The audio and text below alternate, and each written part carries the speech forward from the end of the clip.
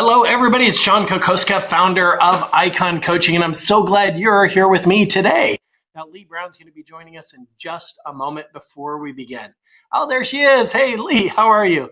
We had a little bit of technical issues leading up to today's webinar, yet here we are. So at Icon Coaching, gang, we bring the proven best practices directly to you from those real-world icons that are actually doing it.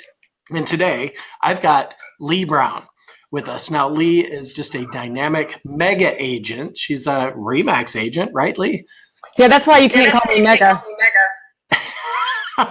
Massive agent, just huge, just an amazing agent. Leigh, tell us a little bit about you. So, it depends on what you want to know. So I've been a realtor for almost 18 years. I joined my dad in the business and the year 2000 after getting tired of the corporate world where I was selling chainsaws. And prior to that, I sold stocks and bonds. And prior to that, I was a bartender. So that's my work life. And since I became a realtor, my life takes on a new path every year. So here we are where I'm primarily a broker owner who runs a team now. We'll sell around 75 million in volume this year. We've actually stopped chasing anything higher because we're very happy, but I know we're going to get into culture here in a little bit. And I spend about a third of my year on the road doing motivational speaking and training for realtors, mortgage lenders, and I'm moving into other industries on that as well. That's fantastic. So tell me, how do you balance all of that? You're spending a third of the year on the road, yet you've got real estate sales, you got your team. How do you balance it all? Okay, there's no such thing as balance, and anybody who tells you there is full of shit because it doesn't exist. So I just know how to manage my time. I get up at 4 a.m., which most people won't do, but that's why I'm successful because I do things most people won't do. That's why I learned how to put myself first. I run in the morning. I do my devotion in the morning, and then I rustle people up and get them off to school and work. If I'm home, if I'm not home, I rustle myself up and go speak, and then I get home. But when I'm home, I'm home. When I'm working, I'm working. So if that's balance, and that's what it looks like for me. I love it, Leigh. Okay, so talk to me about, okay, let's rewind the tape. You just get into real estate, right? What were some of your defining moments? What really set your trajectory toward 75 million in production? So do you really want to know? When I had been in the business for 1 month, my dad dragged me to Atlanta to a Star Power Buyer University, where you might have been one of the presenters. Actually, Buddy West was there, Alexis Bolin was there, Rob Birkland was there, and Todd Crockett was there. In fact, it's the one where Todd Crockett asked somebody in the audience to kiss him, and he wound up marrying that girl for a little while. Right. Yes, so that was 1 month in the business because my dad was a top producer in Charlotte. He's retired mostly now, but his whole thing was, don't even waste time with stuff like GRI and these basic classes. You go where the best are and you learn from the best. And so at 1 month in, I'm learning from people doing 300 and 400 and 500 deals before I'd even sold my first house. So I was totally starstruck, for lack of a better word. And I didn't want to be anything but the top of the game. So my decision right then at 1 month in the business, and I was 24 years old, I want to be one of Howard Starr's. Never made it, hey, but, created my own path at some point. But it was, you play better golf with better golfers. And that's been proven forever. If I want to run faster, I'll run with faster people. So that's how I got moving fast, and I cut short my learning curve. And it's still out there if realtors are willing to get off their dead butts and go do it instead of just sitting around feeling sorry for themselves.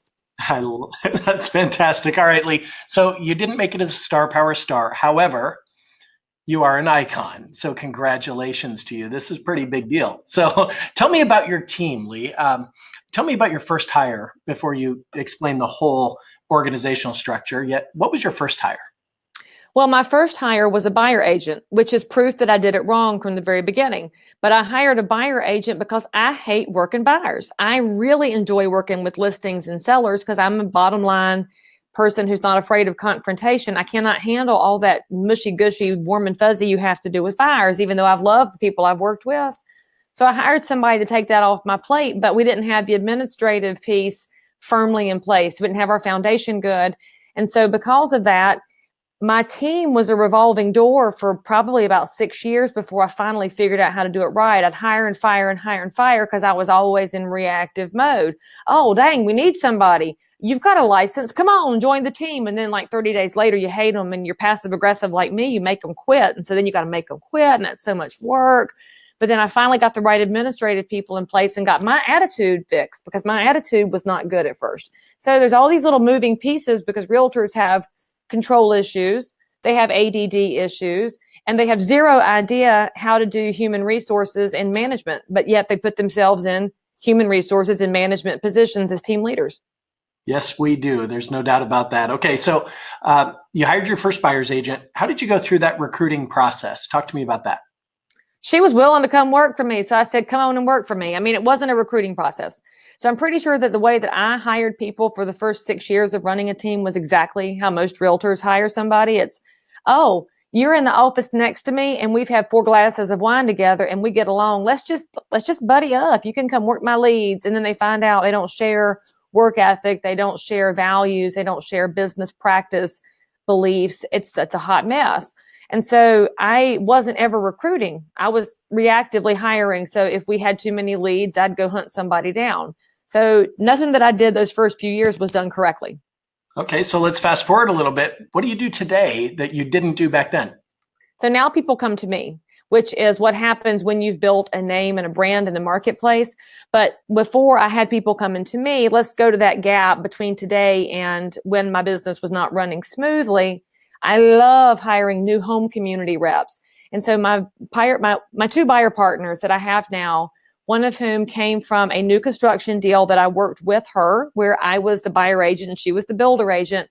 And I stayed in her space because she was trying to keep me away from the client because she's used to bad realtors. And so I loved her definite persistence and her ability to talk to the consumer. So I went after her when the market tanked because she was in $1 million plus neighborhood and she was dead in the water with money. My other gal had been working new construction neighborhoods in different parts of town, but she lives near me. And so she was working for another team where there was a personalities and values and culture clash. So she came to me and said, I can't work for this particular realtor anymore. So can I work for you? And she also came from that new home background. I love new home agents because they know how to sell. They know how to sell specific inventory and they crave a weekend off. They crave being able to sell across the market because they're stuck in a particular segment. So they've got a whole desk drawer full of people. And then generally they've got a decent pipeline of future listings because they sold great properties. And if you're somebody listening to this and you say there's no new construction in your market, I'm going to tell you you're wrong because there might not be giant production new home builder neighborhoods with people on the stock exchange, but there's probably a builder in your market who's got some hostesses or people who work for him or her on nights and weekends. Those are the people you want because they know how to sell, but they don't have the bad habits of general brokerage agents. Gotcha. Okay, so a follow-up question to that. Once you've hired somebody to the team, how do you make sure they're the right hire? I don't do the interviewing. I learned that lesson the hard way because as a realtor, think about it this way. You go to a listing and you spend all your time telling them why you're great. I'm awesome, pick me. So then we take that into an interview and we say, I'm awesome, come work for me, forgetting that the person across the table actually needs to sell themselves to you because they're going to carry your name around the marketplace.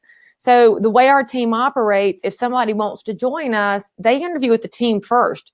The admins get to have a say, the other agents get to have a say. And if all of those folks are happy, then they say, all right, Leigh, we like this one. At that point, I'm really a rubber stamp because they're all going to have more interaction with each other anyway than they are with me because I really am the face and the name of the team. I handle some listings, but primarily the marketing and the brand positioning of the team. So let them have some power over that decision.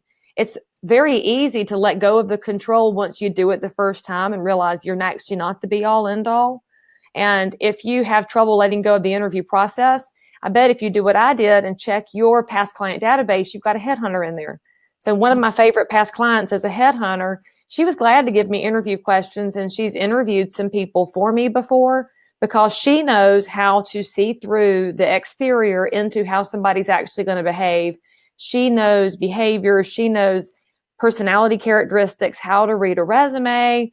And she handled the first round for me on several people. So it's okay to ask for help.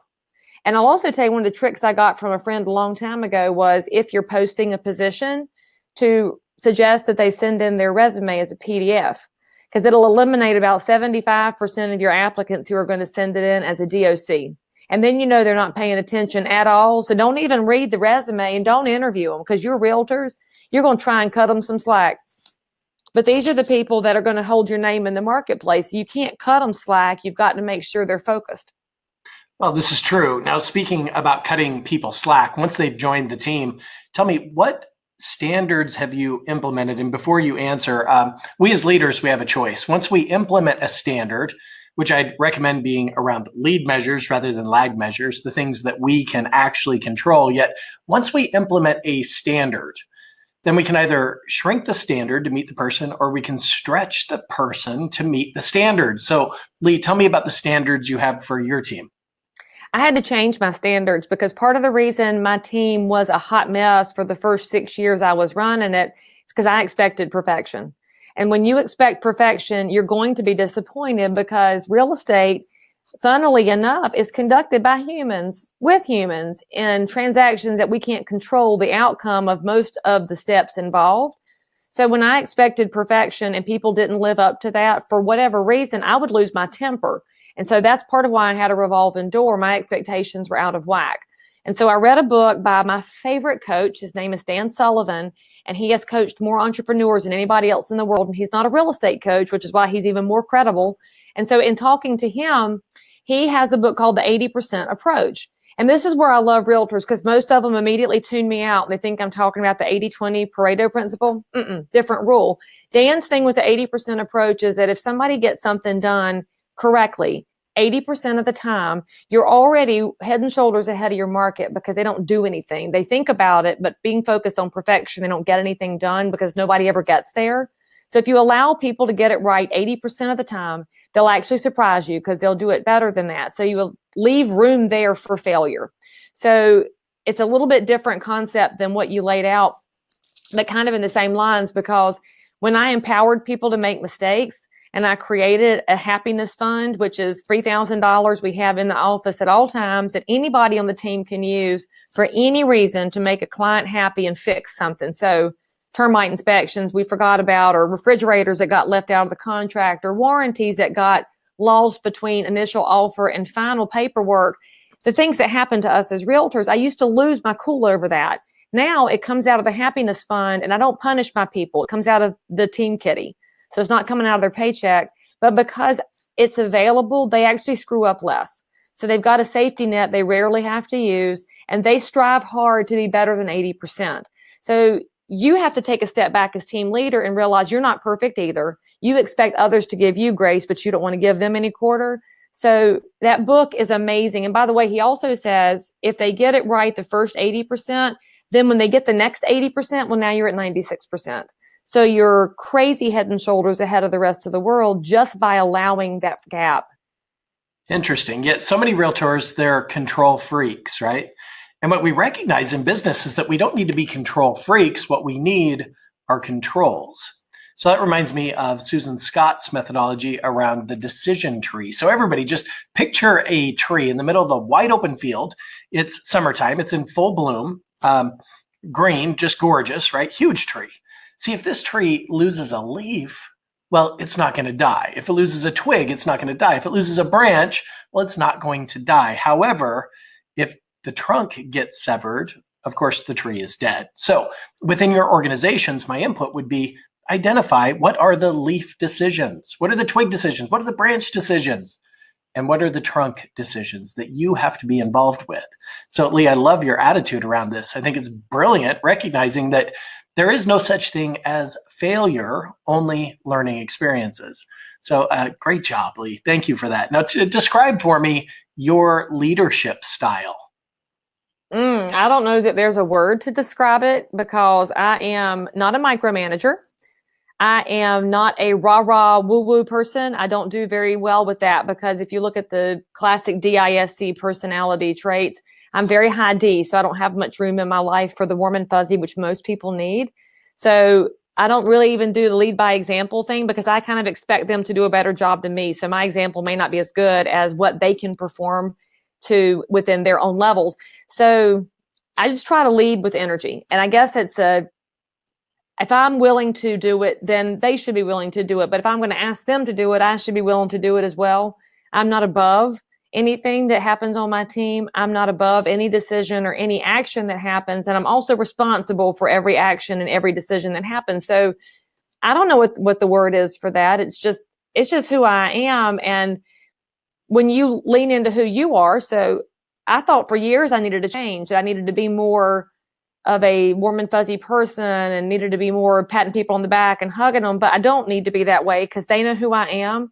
But I honor who they are. They honor who I am. And we just make a decision that how we're going to operate as a team fits certain expectations. And it's not about us being different than who we are. That makes sense. Well, it does. And thank you. Tell me, how many direct reports do you have personally? 1, 2, 3, 4, 5.5. 5.5. All right. Gotcha. Very good. And let's see, could you just real quick describe your lead generation models to everybody on our webinar? So they're actually not lead generations because I hate the word leads. I think that's what causes realtors to do a bad job with follow-up because they're thinking about these leads as not real human beings.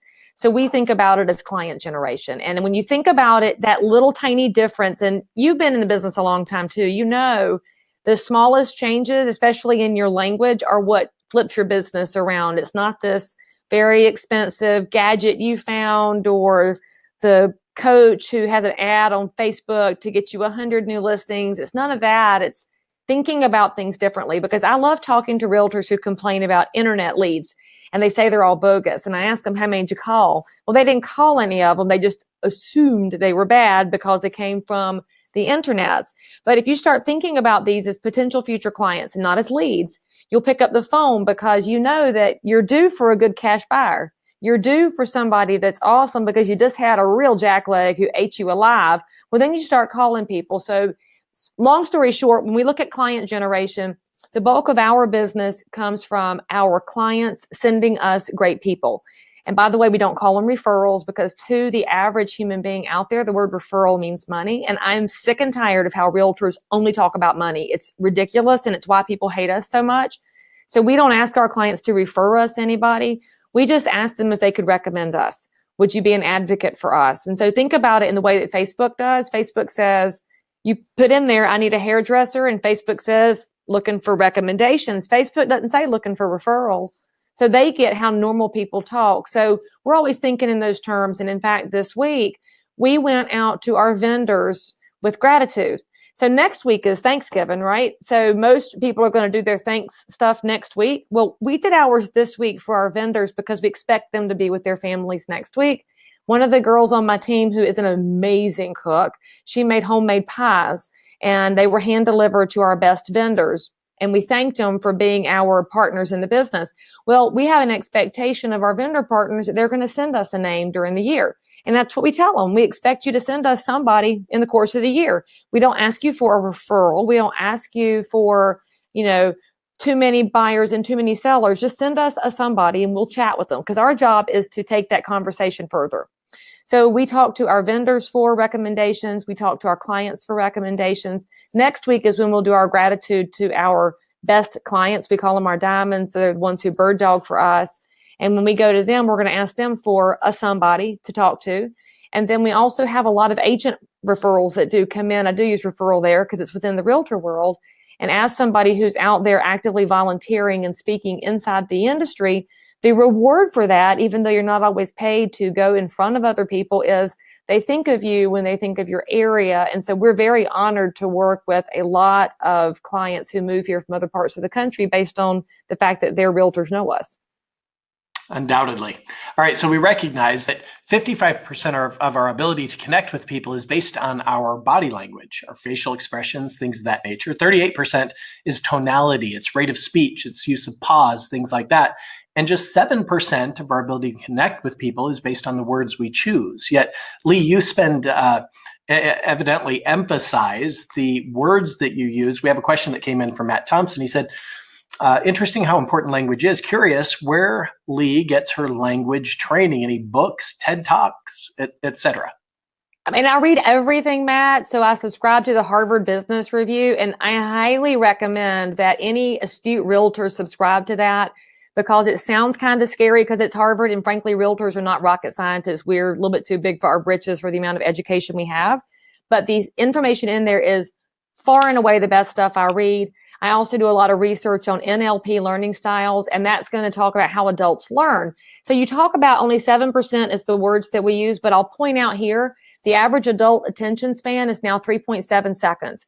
And so when your attention span is that short, you do have to have the tone of voice and the engagement with body language and eye contact, but you've only got a couple of words to get in front of them. So why in the hell do realtors use these words? The greatest compliment you can pay me is the referral of your friends and family. That's what you use your 3.7 seconds on, something that's canned and fake and terrible. And I don't care how many times you say it, it ain't going to sound like it's your words because it's disgusting.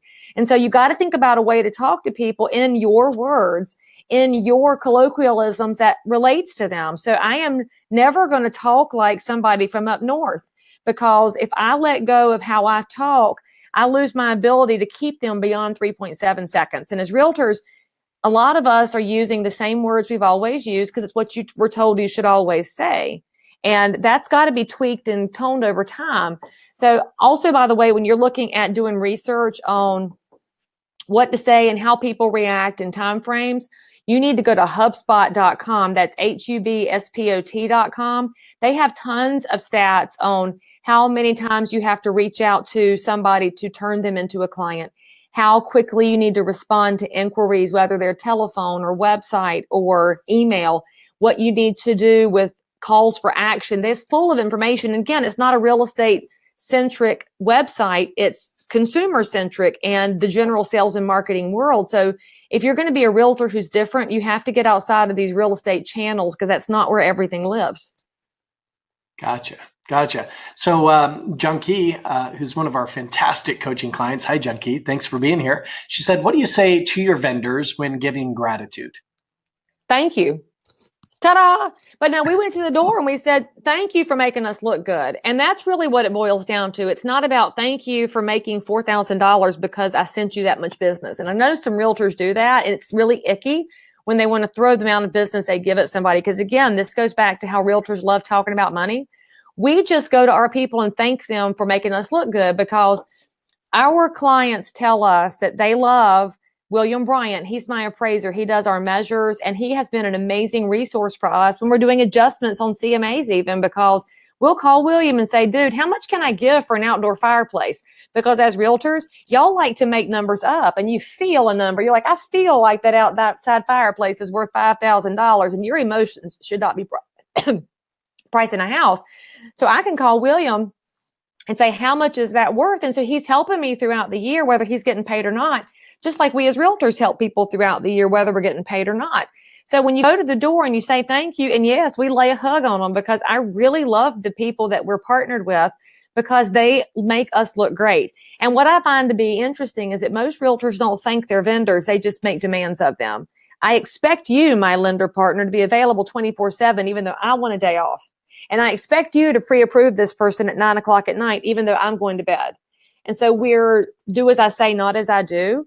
It's just an opportunity to slow down and go to somebody's house and say thanks because you're making me look good. It also is a subtle reminder that as they're out there with your clients, they're carrying your name forth. So if you've got vendors that you don't like enough to bake them a pie and that you won't go to their house and hug them, you need to change your vendors because there's a disconnect. Got it. Agreed. No doubt about it. Okay. So Leigh, what are some of your sources of business? Where does most of your business come from? Let's start there. Well, like I said, the bulk of our business comes from clients who send us people. So we reach out to them on a regular basis and say, who can you tell us to call? Who do you know? But we never say, who do you know that needs to buy or sell a home? Or the market's hot. Who do you know that's hot? I mean, you can't use some of those old tired phrases because too many realtors do. We just call and say, hey. So I'll give you an interesting factoid here that will help you call people because I know y'all don't call your past clients and I know you don't call your sphere. You're going to tell me you do, but I know you're lying because I'm also a broker.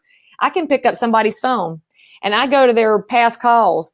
The red ones are outgoing, incoming, and the black is outgoing. So if you look at my phone, can I see with the light here? See all the black calls? That's all outgoing. I make a bunch of outbound calls. You're realtors. You don't. You like inbound calls. Okay. So you got to be honest with yourself and look at your phone and see how many outbound calls you have.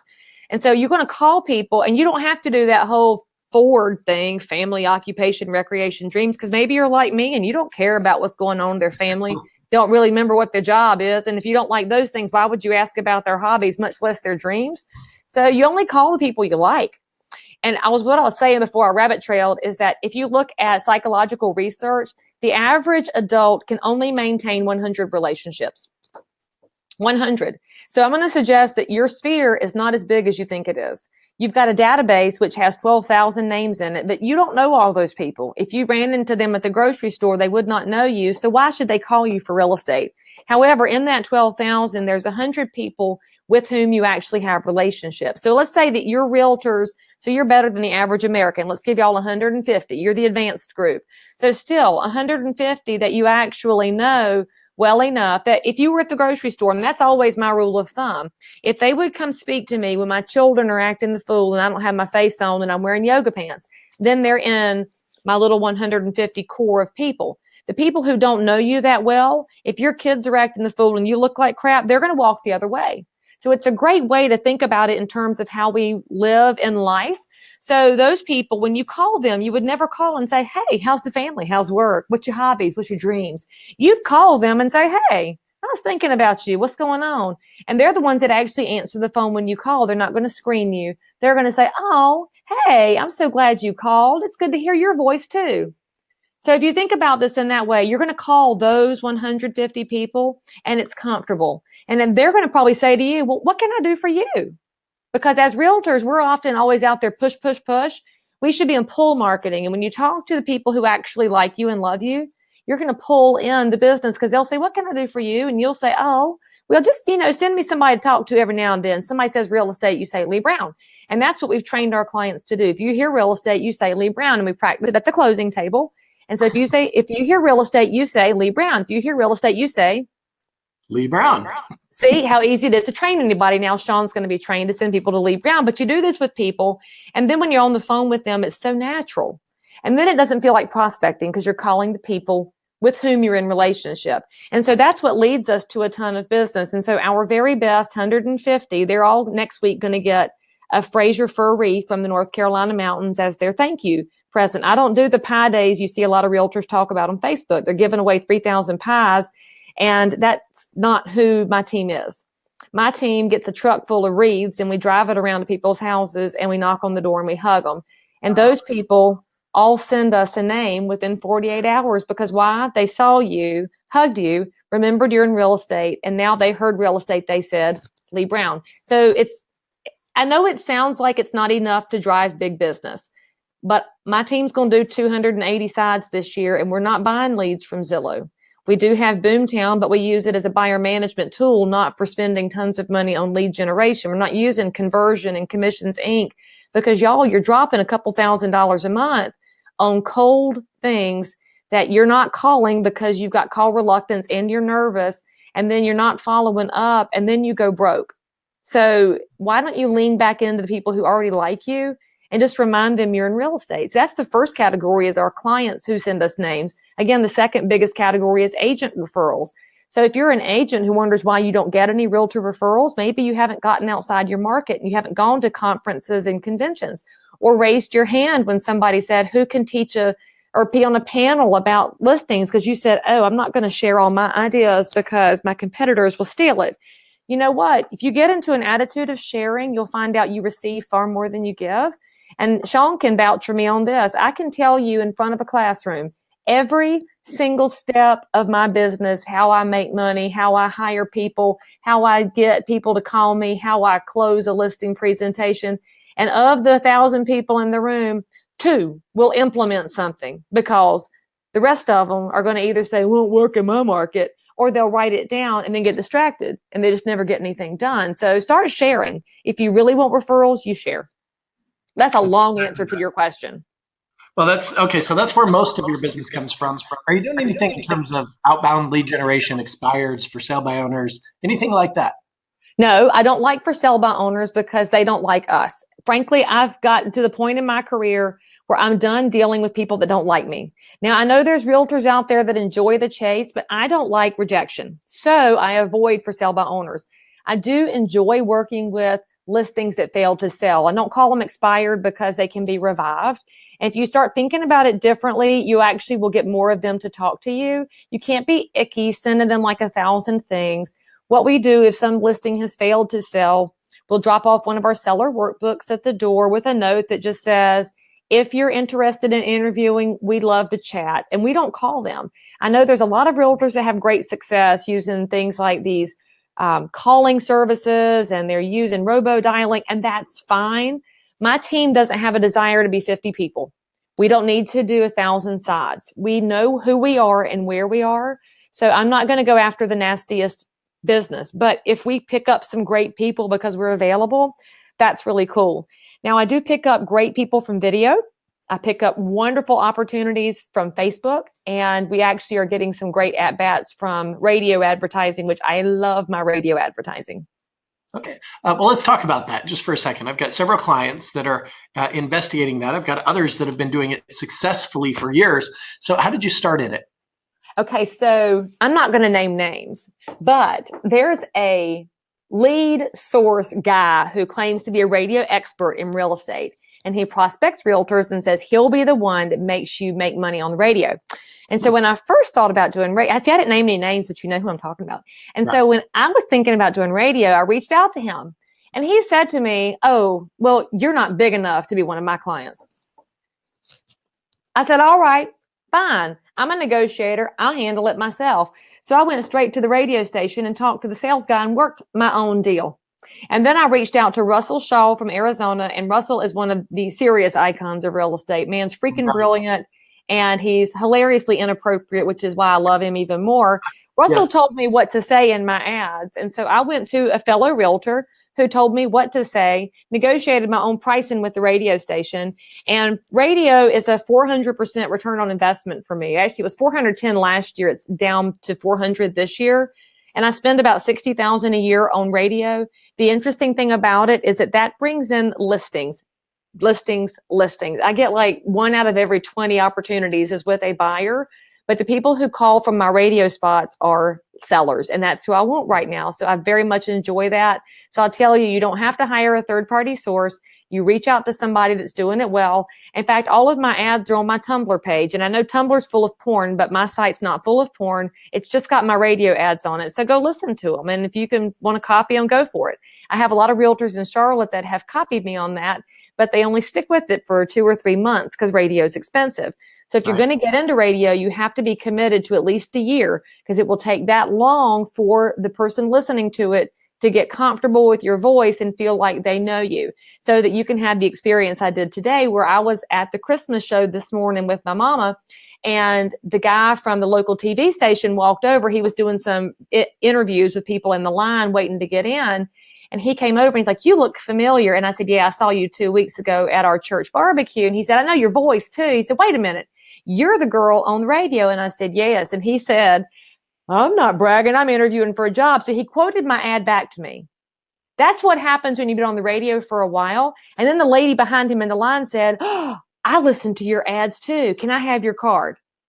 So that's what happens when you do it long term. But I'm going to tell you this. If you're thinking about putting your toe in the water for 3 months, save your money. It's not going to get you anything. That's great advice. All right. So Matt asked us, tell us more about video. How are you using that? How are you leveraging it? Okay, Matt, look, I know why you realtors don't do video. You've heard me probably teach before, and you know I've been saying this for years. Y'all don't do video because you think you're fat and old and ugly and stupid, and people don't like what you have to say, or you don't know what to say, or you don't have the right equipment, or you don't have the money. There's all your excuses in one sentence, okay? This is my video camera. It's called an iPhone. Ta-da! It's nothing fancy. And I video like this with my arm. It's a selfie style video, because when I've shot real, actual production videos, they don't get the hits that my selfies do, because consumers like genuine content. And you think about what's popular on the internet. It's like that stupid Chewbacca woman that drove us all crazy, who had like 1 million hits, and she finally got paid by Kohl's and wound up on Ellen. If that had been a professionally done video, nobody would have watched it. So when you're using video, first of all, do it where you are when you're in the moment, even if you're not going to be perfect. Don't go in and edit your thumbnail to where you look cute, because people don't click on my videos with good thumbnails. They click on the ones where I'm frozen like this. because I think they're concerned about me. So you can't be vain to do video, and you got to keep them short. So on YouTube, 1:40 is where consumers click out. And there's tons of data to pull on how long you should be on a video. The best ones are, of course, 30 seconds or less, because people have short attention spans. And especially if you're boring, if you are a monotone, dreadfully dry person, you better keep it real short. But there's no reason for you to make a video where you're talking about days on market and list price to sales price and median sales price in your area. Who wants to watch that? Why are y'all putting videos out there nobody wants to watch? Or you go to an open house and you're like, oh, look, the living room, the dining room, the kitchen, come see me. I'm at an open house. I'm bored. And you're making yourselves so awful, but think about the best part of you. So when you're talking to a seller and you're engaged, or you're working with the buyer and you're in the house and their little eyes are sparkling, that's the you that needs to be on video, where you're saying, hey, y'all, I'm gonna give you 30 seconds. These are the tips for getting your house ready when you've got 3 kids under the age of 5. And so they just called with the showing. So you say, do this, do this, do this, boom, I'm out. Those are the videos that work. And so if you go into that kind of a mode, people will watch everything you put out there. And don't be deceived, because if it says you got 20 views, remember that the 20 people who watch how to get out of the house when you've got 3 children under the age of 5, those are people with children under the age of 5 who are probably thinking about selling. Now, you won't know who they are because it's views. They reach out to you later, though, and then you get phone calls like I do where they say, I've watched every video you have. I already know what you're going to tell me. So then you have this opportunity to be a very authentic person and put your information out there. So transparency is important with video. By the way, when you make one, hold it sideways, because if you do it horizontally, you don't have black bars beside your face. And if you hold it up, it takes the chins and makes them thinner. So you look 20 pounds thinner. So that's a very good thing. If you're going to be riding down the road doing one, don't cut the video on till you stop. Make sure you're in good, safe video, or that safe video is important. And if you're going to do Facebook Live, which, by the way, single best source of video out there, because it's conversational. So it'll scare you the first time you do it because you're live.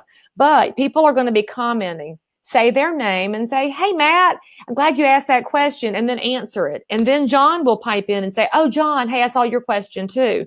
So if you've watched any of my Facebook Lives where I do Q&A with realtors and with consumers, people ask a question and I answer it back. And so it gets really engaging. And when they do that, they hit share.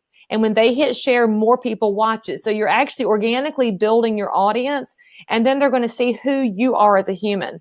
So if they see you being dry and dull and dreadful, they're not going to call you unless they're really dreadful people. And do you really want those people as clients? I didn't think you did. So if you want really amazing people, you show them who you are in your videos. Now, one caveat, if you're going to make a video at someone's home, get permission from the seller. So if I make a video at a house, I talk to the seller and say, hey, do you mind if I go live at the open? The sellers are always thrilled about it because they love additional marketing, but it's highly professional to ask permission first. And if you're showing a house, let the listing agent know if you're going to make video, and then don't show the identifying characteristics. So don't show the outside. Don't tell the address, because you got to think about people's safety as well. Undoubtedly. So good job. Give us some, just a couple of quick tips in terms of some of the subject or key talking points of some of the videos you've done that have been successful. So what you want to think about are the things you tell people on a regular basis. For example, with buyers, how do I qualify for a mortgage if I've been a renter for years? So call your lender and say, what are the top 3 things I need to tell them, so that your information is coming from an actual expert and not your realtor anecdotes. How about doing one that is honestly how to get ready for a showing in 10 minutes or less? That's one of my most popular videos. Another one is the little tips around the house. I did a video showing how you keep deer out of the flower beds and how you use Tang to clean your dishwasher, and those little tidbits that those are fun videos to watch, and they're also helpful to people. You do not sit there and be all HGTV saying, oh, the color is X. No, if you want to talk about paint color, get you a can of sea salt by Sherwin-Williams, which is the best neutral. Show yourself painting a wall and say, this is what sea salt looks like, because that's powerful imagery for people. Also shows them that you're a realtor who's not all fancy, dressing up and driving around getting paid for doing nothing. You can do videos on investments. I had a highly successful one that was a Facebook Live we did about how to buy your first investment property, because most people have thought about it, they've heard about it, but they're scared of it because there's all these moving parts. And frankly, most realtors are chicken about it too, because y'all never took the leap and bought your own rental property either. So if you're that realtor wanting to make the video, partner up with a property manager, partner up with your lender, and maybe partner up with a realtor in your office who is an investor or who works with investors and say, would you help me learn how to do this properly? There's all kinds of opportunities to partner up and give people what they want. Right now is an ideal time to talk investments because we're heading into the end of the year. You can probably help somebody get some money squared away before they hit tax time. We're looking at a stock market that's at record highs and continuing to climb. You may have clients that want to take some equity out while it's high and reinvest it where it can get great cash flow because we know the next recession is on the way. So are you ballsy enough to tell your clients that the next recession is on the way? And if you are, put it out there that you can help them hedge their investment portfolio by buying real estate. This is really great stuff to put out there. And you can also, by the way, with buyers, tell them a few things to look for in a house. And you say, hey, when we walk in the door, shut up, because a lot of videos are happening on behalf of sellers right now. So I don't know what they're listening to. So you be quiet. Hey, we're not going to use the commode at this house because that's kind of bad manners unless you're having an emergency, in which case clean up after yourself. Hey, we're going to lock the doors. Hey, we're not going to touch anything. Hey, we're not going to root around in the cupboards in the bathroom. So you can show people how to behave and what their expectations should be using video. A lot of times it's stuff you've been saying in emails for years. Oh, another good one is buyers often in that pre-buyer consultation that many great realtors do, you go over the contract paperwork, the offer to purchase, and you kind of go over all the legal points, and they're totally glazed over because it's way too much information. They're not absorbing it because all the buyer really wants to know is, when do I have to write a check? Because people don't carry checks around anymore. They're in the junk drawer in the kitchen. So you've got to be able to say, look, I need you to go ahead and dredge up 3 checks. You're going to have to write one for the loan application. You're going to have to write one for the earnest money deposit. And you're going to have to pay the inspector unless he takes credit cards, in which case you need 2 checks. So, hey, so there's a video. So y'all can make like 5 of them right away. And if you're chicken to do Facebook Live, you could make all 5 videos when you're in a good mood and your hair's fixed and you sound okay. Not when you sound all Katharine Hepburn like I do today. And then release one a week. And so you can be giving yourself, we call it in the can. So can several videos and release them periodically. But don't do them all on the same day because that's wasteful. And we don't do them when we're in the can. All right. So, it kind of piqued my interest when you were talking about real estate investing, because I just want to share real quick with everybody the best and highest return dollar per hour that I've ever received in my life. Hours invested versus dollars returned. Here's what I did, Leigh, and you'll get a kick out of this. I assembled a team of promotion partners as well as panelists. So these promotion partners consisted of a CPA, an attorney, a 1031 tax deferred exchange specialist, a property manager, a financial planner, an insurance agent, a mortgage loan originator. And I pulled these guys together and said, listen, here's what we're going to do. Collectively, we're each going to market a real estate investor seminar to our respective databases. See, I recognized that I could invite my 2,500 people from my database, or I could involve them and invite 12 to 14, 15,000 people to a real estate investor seminar. Plus, I didn't have to write all the content for this thing. I didn't have to present the whole thing, right? What I did is I had each one of them take the stage, 10 minutes each, and just give them the best of what they've got from their segment in the industry. So 1031 tax deferred exchange specialist talked about how to screw the IRS out of the capital gains, right? The financial planner talked about how to take your 401k and convert that to a self-directed IRA and invest your own money in real estate and make more money than your 401k will. So they did all the content. What I did is I took the stage last and I told them about the opportunities that existed, just walked them through an APOD. And then at the end, we just went to different sections of the room and I said, hey, the CPA is going to be over here. The attorney is going to be over there. They're going to tell you about how to set up an LLC, and the 1031 guy, he's going to be over here, and so on and so forth. And it was kind of like mini breakout sessions so they could all go ask questions. I'll tell you this. Here's the end result. Within 30 days, I placed 8 properties under contract with an average sales price of $832,000. And back then, the median home sales price in Denver, Colorado was $172,000.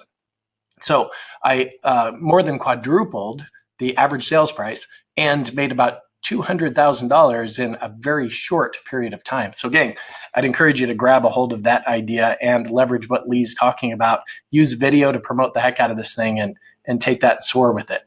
Well, and you also protected yourself from a liability standpoint because you weren't out there pretending to be the expert in all of those different aspects of investing. And a lot of realtors put themselves at risk, either making stuff up or acting like they know things they don't know. It's much better to lean into other experts and let them be experts and you be the guy who brought them together. That's huge. Well, thank you, Leigh. And I trust you all take that idea, run with it, because you are the expert. You have the opportunity to do just that. Now, Leigh, I've got another question for you. What technologies do you leverage that increases your productivity and increases profit? Oh, what technology do I leverage? So DocuSign, Dropbox are my favorite things because when I travel, I can still conduct business just with those two tools. Frankly, I don't need a whole lot besides my cell phone, DocuSign, and Dropbox. When you're thinking about how technology can improve your leverage, I want you to think about it differently because a lot of people think about it in terms of I can touch more people. I'd rather touch the core, my little tiny 150 people more deeply. So think about it this way. On Facebook, which Facebook is one of my favorite technologies to leverage. And it's not the one most realtors think of because you spend so much time there and you don't make any money there. So if I see on there that somebody has passed, well, I'm going to get a sympathy card out in the mail, hand addressed with a stamp on it. And I'm going to tell them I'm praying for them.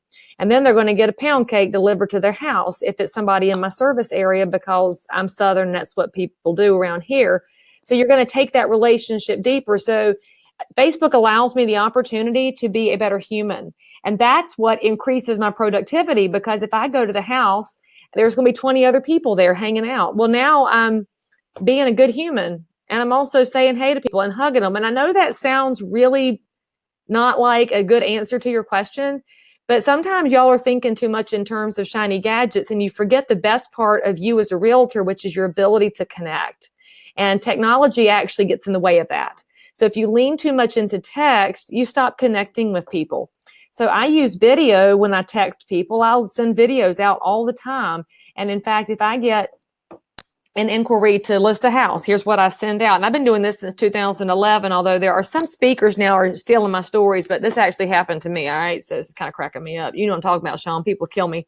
So I have this little camera on my cell phone. I already showed y'all that before. And before I had BombBomb, so I love BombBomb. That's BOMB.com. If you're part of a big brand, you probably have a deal set up with them. If you're an independent and your company doesn't have a BombBomb set up, if you tweet at BombBomb and say, at Leigh Brown said you give me something free, they will, because I don't have my account for free yet. And so I'm going to keep making them give stuff away until they let me have it for free because they're cheap like that. So I'll send a video sideways and you record it. And so if you inquired about selling your house, I say, hey, thank you for inquiring about selling your house over in Porter's Landing. I love that neighborhood. I can't wait to interview with you about selling your home. I'll be following up shortly.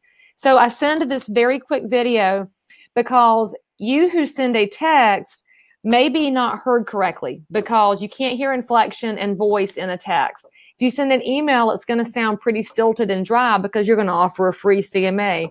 Like anybody charges for a CMA. Why do y'all say it's free? I mean, it's so stupid that we think that's a great gimmick to offer. So why don't you just tell them you want to interview for the job? Because that's the phrase that people repeat back to me. Most realtors go into this I'm number one, I'm awesome. I go in from a position of humility, man. I know you're hiring and I want to interview with you and tell you why I'm a great choice. Video allows me to do that in 10 seconds. And they can see my eyes if I'm looking at the camera. So when you're making a video, this little dot over here, that's your camera. Look at it. If you look over here at the record button, you're kind of like Ola Mills and you're looking slightly to the left, and that's not cool. So talk to them and they can hear your voice. They can see your energy. And if they do what happened to me, I was coaching my daughter's softball game and I got this really great inquiry in from a farm I've been geographically hitting for months.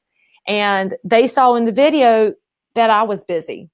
So they gave me plenty of space to call them back later because they knew I wasn't just some realtor saying, oh, I'm busy right now. They knew that I was in a place where I needed to be. So what I want you to think about is how video can be leveraged using your phone in that little 10 seconds. And by the way, if you're on date night with your spouse, as realtors, we're terrible about protecting our families. And a lot of realtors go through multiple divorces because they don't protect their loved ones.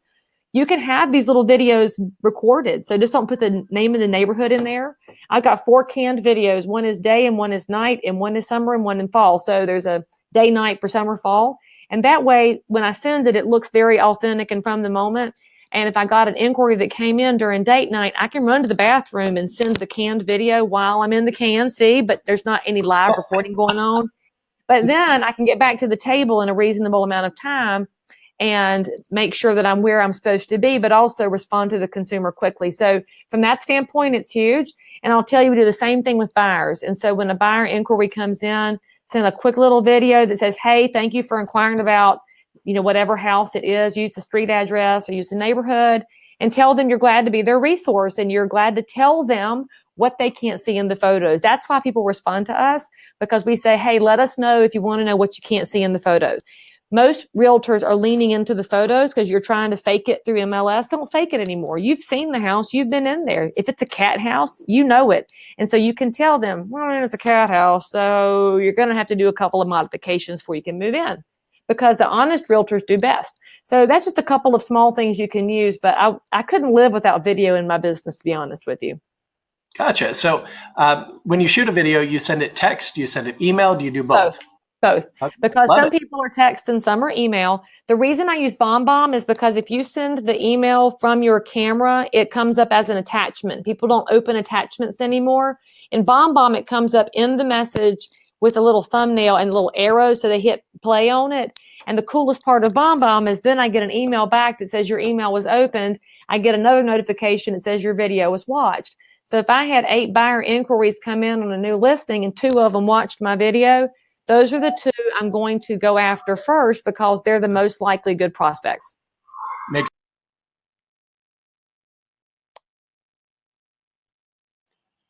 So let's see. We had another question come in. You mentioned culture is a critical aspect to the success of your team. What is your culture on your team, and what have you done to create and enhance that culture? So our culture is defined by our team hashtag, which is #MoreThanHouses. Our whole goal is to be perceived as not realtors, but as part of our community who are realtors. So everything that we do revolves around how we can benefit our community, whether it's working with the battered women's shelter or sponsoring the local 5K, which we're doing on Saturday because the lead sponsor went out of business and everybody was in a panic. What are we going to do? Well, Leigh Brown stepped up to sponsor it because it's our community. So when you start thinking about how you want to be perceived, that should drive what your culture is. It's okay if your team culture is to chase 250 million in volume. That's fine. That's just not who we are. Every year in December, my team and I have what's called Team Advance, and that's something else I picked up by going to Star Power conferences years ago. We're not looking at a retreat because that's looking behind. We're looking ahead. And at Team Advance, we decide what our individual goals are for the year. And that individual goal setting time includes monetary goals, vacation goals, family goals, development goals like reading. Is it travel? What does somebody want to accomplish during the year so that we can help hold one another accountable? When we got into the process of really digging deep into all the levels of individual goals, our team got tighter and tighter. And so our culture now completely comprises of how we can make the client experience better every single time while we are an active, engaged part of our community. If you stop thinking about commission dollars, and if you stop thinking about transactions and deals and volume, your business is going to grow because you're going to be a better human doing real estate instead of being just another realtor. I don't ever want to be perceived as just another realtor.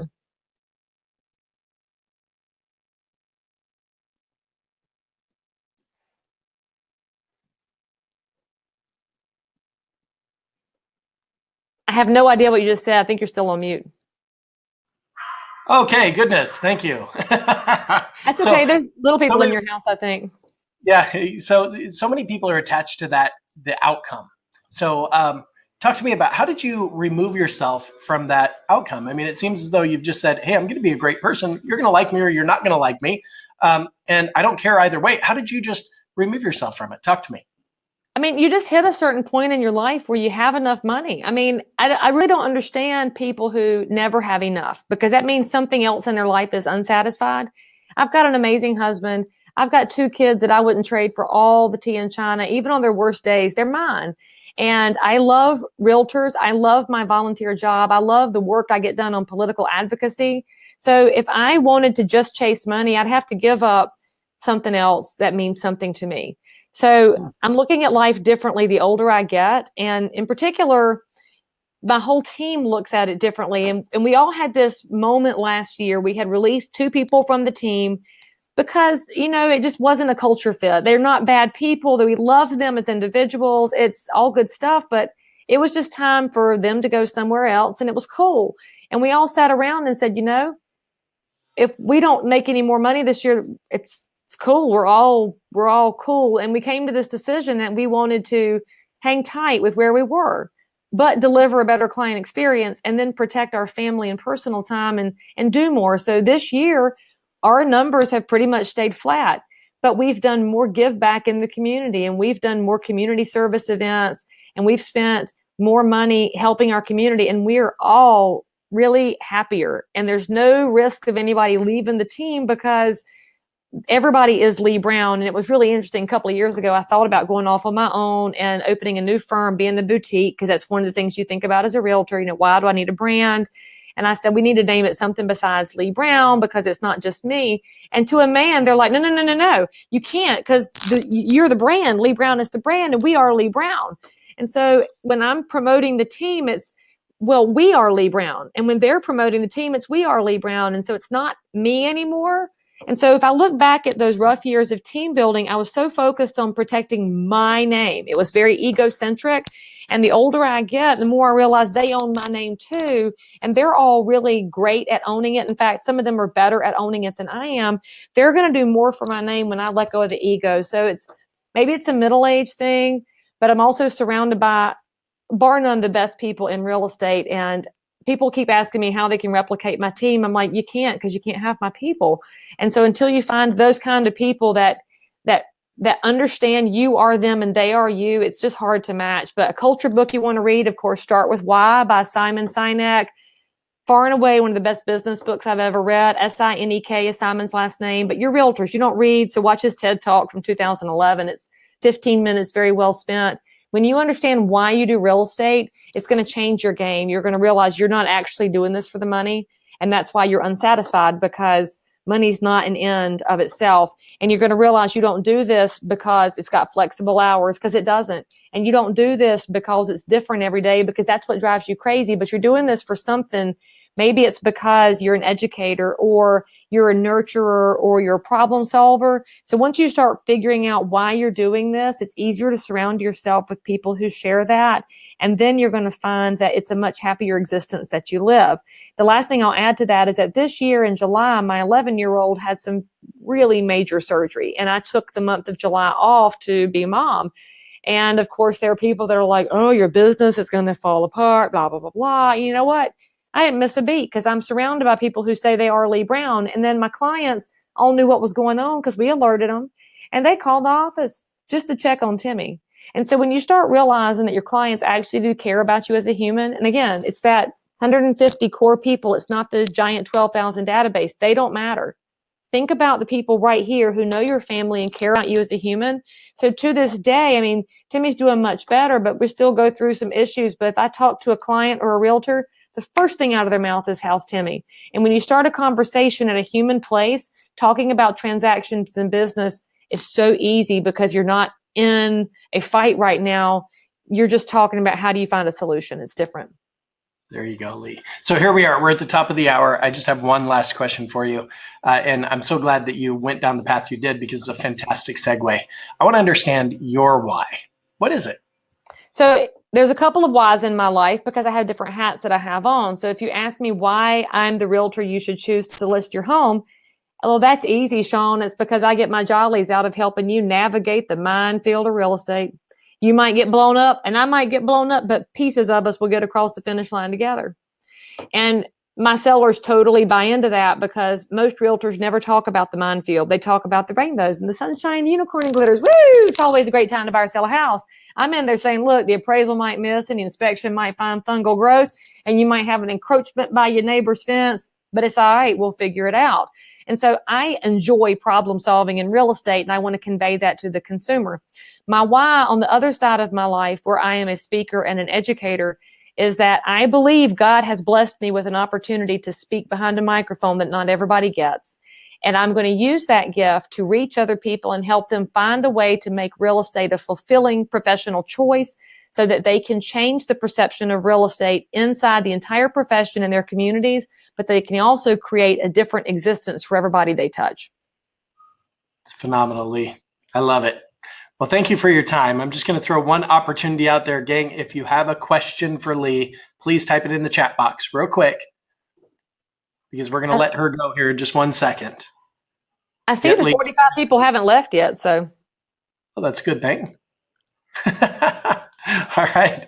Well, Leigh, thank you for your investment of time. I sincerely appreciate it. Thanks for being an icon with Icon Coaching. It's just phenomenal. And I've really enjoyed our time together. There's no doubt in my mind. So thank you. Thank you. Thank you. You're the best. I look forward to seeing you again very, very soon.